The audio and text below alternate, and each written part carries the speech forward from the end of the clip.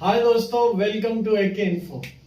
दोस्तों, आज हम बात करने जा रहे हैं सीधा मुद्दे की बात कि एंड्रॉइड 11 में आजकल देखिए सैमसंग ने क्या किया है। सैमसंग कंपनी ने तो बहुत सारे सैमसंग का जो आईडी था जिसके थ्रू एफआरपी ऑनलाइन बहुत सारे बंदे कर रहे थे, उसका करीब करीब 5.25 लाख आईडी डिलीट कर दिया, जिसके कारण सैमसंग का एफआरपी जो ऑनलाइन हो रहा था, गैलेक्सी मस्ट एक सॉफ्टवेयर आता है जिसपे लॉगिन करके वो किया जाता है सैमसंग केयर से।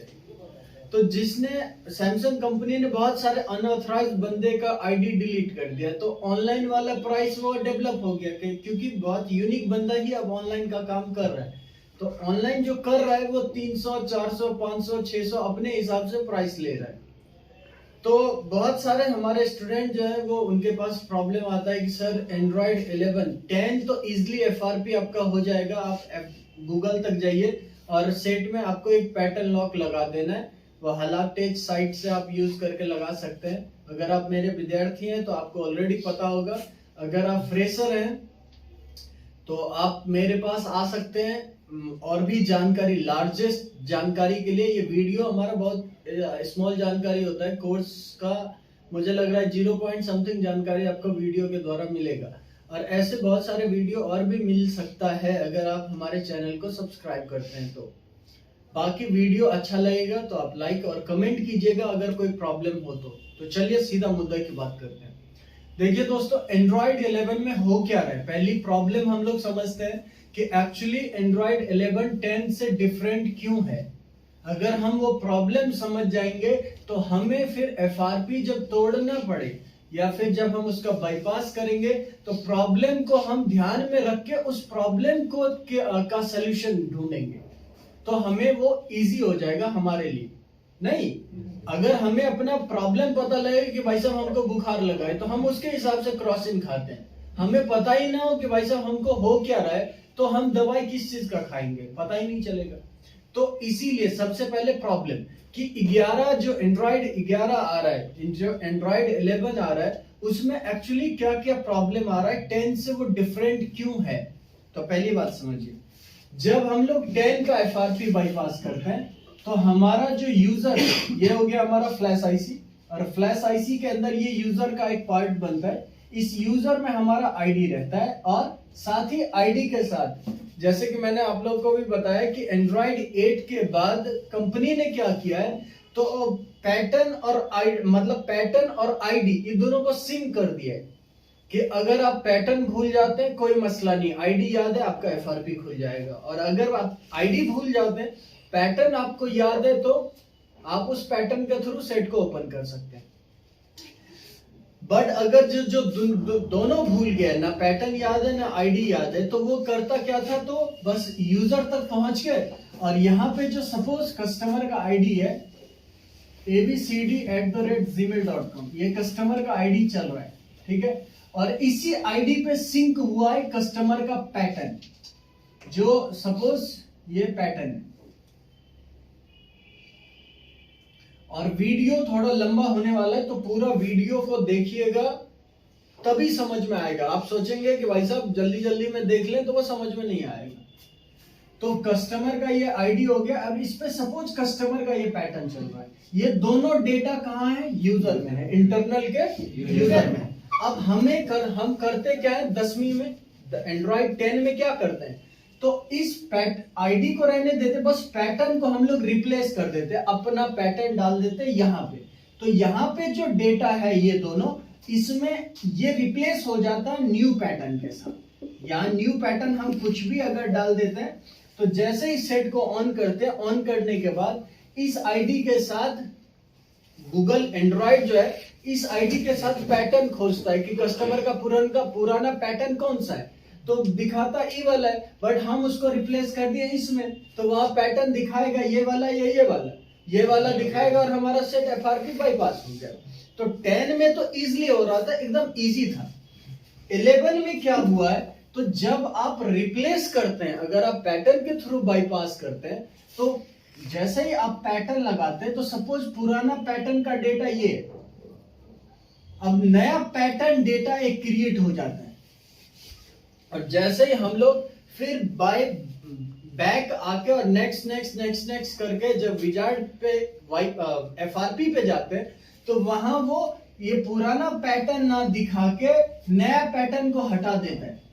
अब नया पैटर्न जो हमने डाला था अगर उसको हटा ही दिया तो आपका सेट बाईपास हुआ, आपका पुराना डेटा ही मांगेगा कि भाई साहब पुराना पासवर्ड दीजिए कस्टमर वाला, वो तो हमको पता नहीं है। तो पहला प्रॉब्लम है कि आपको पैटर्न के थ्रू, आपका जो पैटर्न के थ्रू सेट बाईपास हो रहा था वो नहीं होगा। ये तो पहला प्रॉब्लम हो गया। दूसरा प्रॉब्लम क्या होता है, ये 10 में ही था कि आपके सेट में अननोन सोर्स विजुअल नहीं होगा, और अगर अननोन सोर्स विजुअल नहीं हो रहा है तो कोई भी थर्ड पार्टी आप एप्लीकेशन उस सेट में इंस्टॉल नहीं कर सकते। दूसरा प्रॉब्लम। तीसरा प्रॉब्लम क्या है समझिए, तो फोन में हमें चाहिए align shield app. Align shield क्यों चाहिए इसके बारे में भी अगर आपको डिटेल चाहिए तो मैं इस पे अगला एक वीडियो बना दूंगा कि हमें एंड्रॉइड 11 में अलाइन शील्ड ही क्यों चाहिए। ठीक है, तो तीसरा हमें सेट में कौन सा चाहिए, तो अलाइन शील्ड चाहिए। अलाइन शील्ड एक्स ये एप्लीकेशन का नाम है, ये एप्लीकेशन हमको फोन में चाहिए। अब देखिए मुसीबत क्या है कि अलाइन शील्ड हमको मिलेगा या तो गूगल पे या प्ले स्टोर पे। अब गूगल पे जो अलाइन शील्ड है वो आपके सेट में इंस्टॉल नहीं होगा, काहे कि अननोन सोर्स विजुअल नहीं होगा, तो अलाइन शील्ड आपका इंस्टॉल होगा नहीं। और प्ले स्टोर से आप डाउनलोड नहीं कर सकते, क्यों, क्योंकि जिस सेट में FRP लगा हुआ है उसमें प्ले स्टोर तो आपका चलेगा नहीं, तो प्ले स्टोर से आपका कोई भी एप्लीकेशन आ नहीं सकता है। तो एंड्रॉइड 11 में जब आप FRP करते हैं तो 3 प्रॉब्लम आता है। पहला प्रॉब्लम कि आप उस सेट में पैटर्न के थ्रू बाईपास नहीं कर सकते। दूसरा प्रॉब्लम कि अननोन सोर्स विजुअल नहीं होता है, खास करके ये तो 10 में ही कर दिया है, सितंबर 2020 के बाद 10 में जो सिक्योरिटी आया था उसी में ये आया था कि अननोन सोर्स विजुअल नहीं होगा। तीसरा हमें अलाइन शील्ड चाहिए जो रहता कहाँ है, गूगल पे और प्ले स्टोर पे। अगर हम फाइल मैनेजर में भी रख लेते, सपोज कि हम उसको डाउनलोड करके रख लिए, तो वो इंस्टॉल करते समय अननोन सोर्स मांगता है जो इसमें विजुअल होगा नहीं। अब दोस्तों प्रॉब्लम तो हमें समझ में आ गया कि हम 11 वाले में पैटर्न से बाईपास नहीं कर सकते, कहीं गूगल से अगर हम तामझाम कुछ इंस्टॉल करना चाहे वो नहीं होगा। और तीसरा अलाइन शील्ड अगर हम डाउनलोड करके रख लेते, फाइल मैनेजर में रख ले या शेयर से कर ले, तो वो सब काम नहीं होगा। तो अब उस सेट को हम करेंगे कैसे, तो समझिए FRP बाईपास 11। थोड़ा और एक बातचीत समझना पड़ेगा, वीडियो थोड़ा लंबा हो जाएगा मगर कोई नहीं। चलिए देखिए दोस्तों, एलियन शील्ड ऐप जो है ना वो एनेबल करता है ADB को। अब ADB अगर आप नहीं जानते हैं तो थोड़ा मुश्किल हो जाएगा, क्या है कि समझा ही देते हैं क्या रवि सर, बता। चलिए तो सबसे पहले देखिए हमें समझना पड़ेगा ADB को। ADB अगर हम समझ जाएंगे तभी हमें अलाइन शील्ड के बारे में समझ में आएगा बेहतर से। तो जैसे हमारे फोन में 8 GB इंटरनल है, कहते हैं ना कि 8 GB इंटरनल है, तो अंदर कोई मेमोरी कार्ड लगा है नहीं, वो हमारा फ्लैश आईसी का ही पार्ट है। तो फ्लैश आईसी हो गया 2 प्रकार का, जिसको बहुत सारे बंदे eMMC बोलते हैं या eMMCP बोलते हैं, हम उसको फ्लैश आईसी बोलते हैं। तो फ्लैश आईसी हो गया 2 तरह का, एक हो गया इंटरनल जिसमें आपका सॉफ्टवेयर प्रोग्राम रहता है, और दूसरा हो गया एक्सटर्नल जो यूजर के लिए होता है। अब मैंने आपको बताया कि FRP रहता कहाँ है, FRP रहता है इंटरनल का यूजर, एक यहाँ पे भी यूजर का पार्ट बनता है, ठीक है। तो जब हम किसी कंप्यूटर से मोबाइल को कनेक्ट करते हैं, ऑन करके कनेक्ट करते हैं, तो वो ऑन करके ये कनेक्ट होता है एक्सटर्नल, किसके लिए, MTP के लिए, जिसको हम लोग मास स्टोरेज भी कहते हैं, कॉपी पेस्ट करने के लिए। अगर आप डाउनलोड मोड पे किसी सेट को लगाते हैं तो आपका बूट सेक्शन कनेक्ट होता है सिस्टम से, ठीक है, डाउनलोड मोड। अब MTP के थ्रू एक्सटर्नल कनेक्ट होगा, डाउनलोड मोड के थ्रू आपका बूट कनेक्ट होगा, जिससे आप मात्र सॉफ्टवेयर डाल सकते हैं और उसमें कोई भी तेरमेर नहीं होगा। मात्र आप डाउनलोड मोड का क्या काम है कि वो मात्र सॉफ्टवेयर को तो सॉफ्टवेयर आप डालेंगे तो उससे आपका सेट हार्ड रीसेट हो जाएगा या रीसेट हो जाएगा, और रीसेट होने के बाद एफआरपी फंस ही जाएगा, एफआरपी टूटेगा नहीं। एफआरपी मैंने आपको बताया कि एफआरपी कहां रहता है, तो यूजर में रहता है, यहां। अब यहां पे अगर एफआरपी है तो यहां तक हमें पहुंचना पड़ेगा ना, तो वो पहुंचाता कौन है, वो पहुंचाता है एडीबी। कौन पहुंचाता है? ADB। पूरा नाम होता है एंड्रॉइड डिबगिंग ब्रिज। क्या नाम है? Android debugging bridge. ठीक है। अब दिक्कत क्या है समझिए, एक और दिक्कत कि एडीबी एनेबल कहां से होता है, तो डेवलपर के अंदर सेटिंग में जाके आप डेवलपर ऑप्शन यूज करते हैं, और डेवलपर में एक ऑप्शन बनता है यूएसबी डिबगिंग। अब दिक्कत क्या है कि डेवलपर ऑप्शन में ही रहता है यूएसबी डिबगिंग, और डेवलपर ऑप्शन में ही मिलता है ओईएम, जो कि एफआरपी को बंद करने के लिए आता है। यह है कि अगर आप ओईएम को एनेबल कर देते, इसका मतलब आपके सेट का ओनरशिप डिसेबल हो जाएगा। करेक्ट? तो जब किसी सेट में एफआरपी लगा हुआ रहता है तो उस सेट में आपको डेवलपर ऑप्शन ही नहीं देगा। अब डेवलपर नहीं दिया तो ना ही आपको यूएसबी डिबगिंग देगा और ना ही ओईएम देगा। काहे कि डेवलपर अगर दे देता तो हम सीधा ओईएम को एनेबल कर देते, हो गया हमारा सेट का एफआरपी खत्म। एमआई के कुछ सेट में, पुराना सेट में ये थियरी यूज में आता है कि आप आराम से सेटिंग में चले जाइए, सेटिंग में जाके डेवलपर ऑन कीजिए, डेवलपर में जाके ओईएम को 3-4 बार ऑन करेंगे तो वो एनेबल हो जाएगा, और एनेबल हो गया तो एफआरपी खत्म। बट एंड्रॉइड 11 में आपको डेवलपर देगा ही नहीं जब तक उस सेट में एफआरपी लगा हुआ है। तो भाई साहब इधर से तो हमारा एडीबी नहीं निकला, इधर से हमें एडीबी नहीं मिलेगा।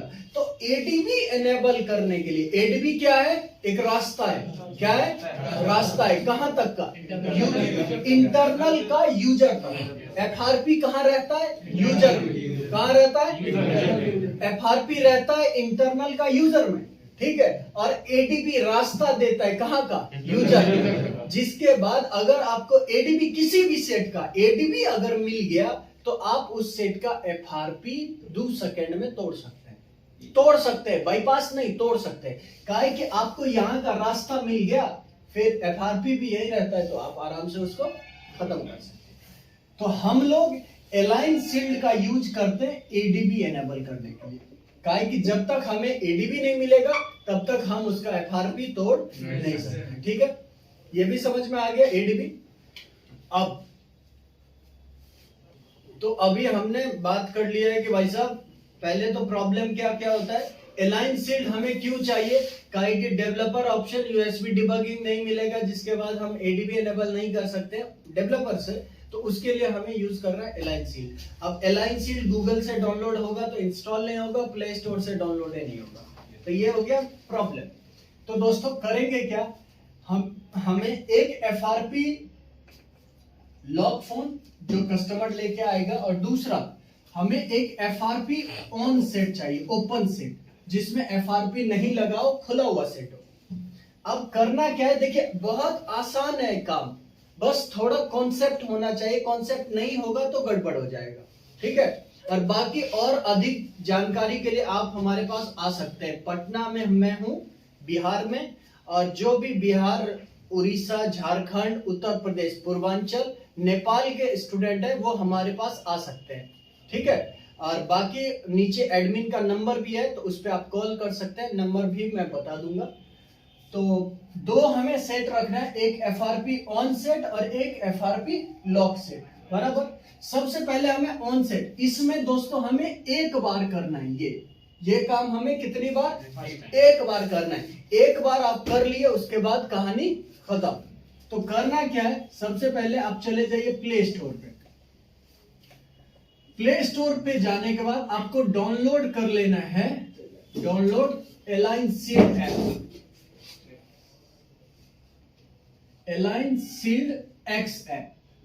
अगर आपको इधर प्ले स्टोर पे नहीं मिल रहा है तो एक साइट में लिख देता हूं, एड रोम, ये साइट है, इस पे जाके आप अलाइन शील्ड को प्ले स्टोर से डाउनलोड कर सकते हैं। यहाँ पे डायरेक्ट वो लिंक कमांड में दे दिया है।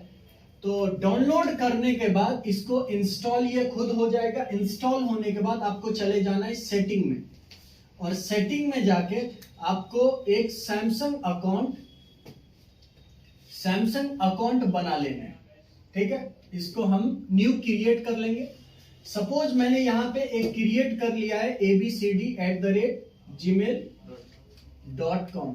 इसमें थोड़ा टू फेस वेरिफिकेशन होता है, तो अपना नंबर डालना पड़ेगा। आपको अपना नंबर डालिएगा, काहे कि फिर बार बार इसको अगर हम यूटिलाइज करना चाह रहे हैं, किसी और का नंबर डाल देंगे तो उस समय तो एफआरपी टूट जाएगा, बट वो लेके चला जाएगा। फिर दोबारा जब काम करेंगे तो उस समय एक ओटीपी भेजता है, जो हमारे पास सिम नहीं रहेगा तो गड़बड़ हो जाएगा।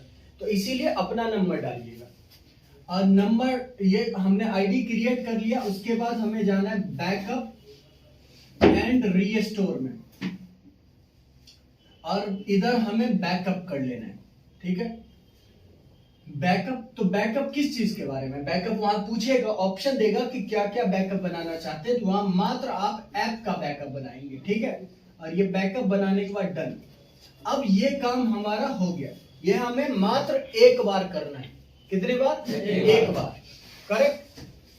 अब करना क्या है, जिस सेट में एफआरपी लगा हो उस सेट में आपको गूगल तक चले जाना है। तो गूगल तक जाने के लिए आप यूज कर सकते हैं सैमसंग इजी एफआरपी टूल 2.7, या आप यूज कर सकते हैं हलाव टेच टूल 1.16 नया वर्जन आया है, या आप अनलॉक टूल से जा सकते हैं, या आप सैम FW साइट एक टूल है उससे जा सकते हैं, या आप UMT का टूल है, उसमें बहुत सारे टूल्स हैं जिसके थ्रू आप गूगल तक जा सकते हैं।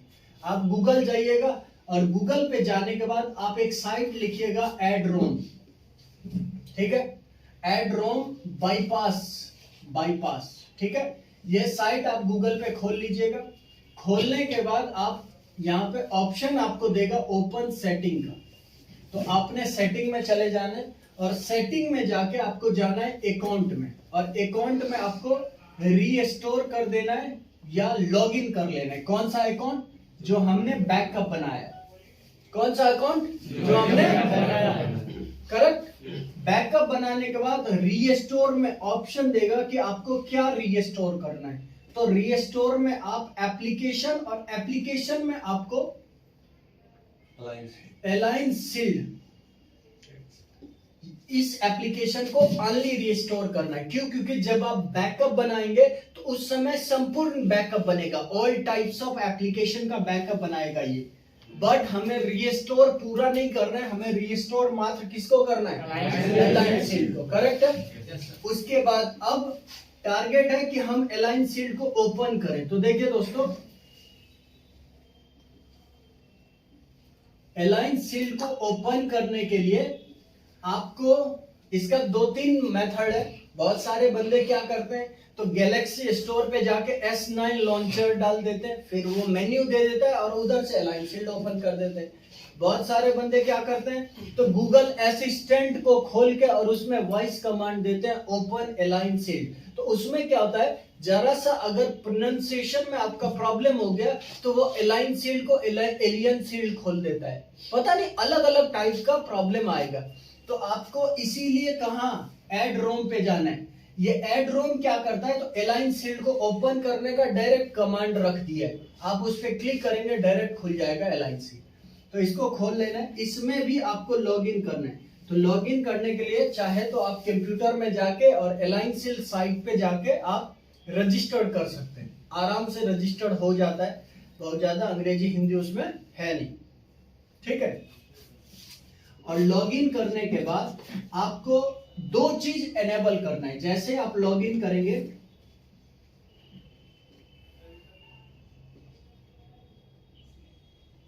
डिवाइस एडमिन और नॉक्स, ये दोनों को क्या करना है, इसको एनेबल कर देना है।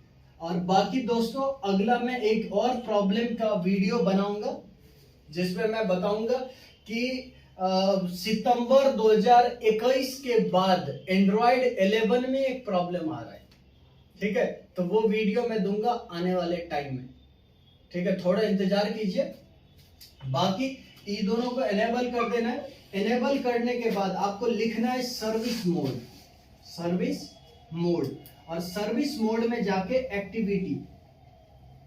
एक्टिविटी, और एक्टिविटी में आपको नीचे से थर्ड ऑप्शन मिलेगा यूएसबी सेटिंग का, और यूएसबी सेटिंग में ऑप्शन दे देगा, इसको ओपन कर दीजिएगा, और ओपन करने के बाद ऑप्शन देगा एमटीपी एडीबी का।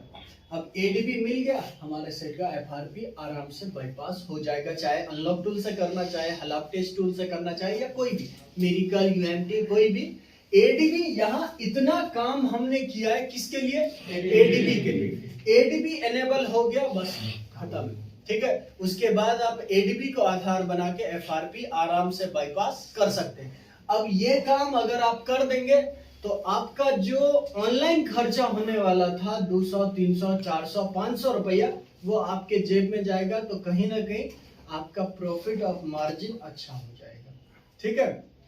तो बाकी मैं इसका आपको प्रैक्टिकल का भी वीडियो दूंगा, अगला वीडियो मैं उसी का शूट करूंगा, ठीक है। तो ये मैंने ट्यूटोरियल दे दिया, क्योंकि हो सकता है कि प्रैक्टिकल के वीडियो में इतना लार्जेस्ट पे हम बात ना कर पाए, एडीबी क्या है वो ना समझा पाए, या फिर ये एंड्रॉइड 11 में हम लोग इतना तामझाम क्यों करते हैं, ठीक है। काहे कि जब तक हम रीजन नहीं समझेंगे कि भाई साहब ये काम मैं क्यों कर रहा हूं, तब तक वो काम करने का कोई पर्पस नहीं होता है, और प्रॉब्लम समझ में नहीं आता कि भाई साहब ये क्या हो रहा है, नहीं हो रहा है, ठीक है। बाकी आप अगर हमको YouTube पे देख रहे हैं तो आप हमारे चैनल को सब्सक्राइब कीजिए, लाइक कीजिए वीडियो को, और कमेंट कीजिए। अगर कोई प्रॉब्लम आ रहा है तो आप उस पर कमेंट कर सकते हैं, हम कमेंट को देखते हैं और कोशिश करते हैं कि उस पर रिप्लाई दें। और बाकी अगर आप कोर्स से संबंधित कोई जानकारी लेना चाहते हैं तो हमारे एडमिन को कॉल कर सकते हैं, जिनका नंबर है 9525555455, ठीक है। ये पटना ब्रांच का नंबर है, तो आप उनसे बात कर सकते हैं। बाकी हम मिलेंगे अगले वीडियो में, तब तक के लिए धन्यवाद।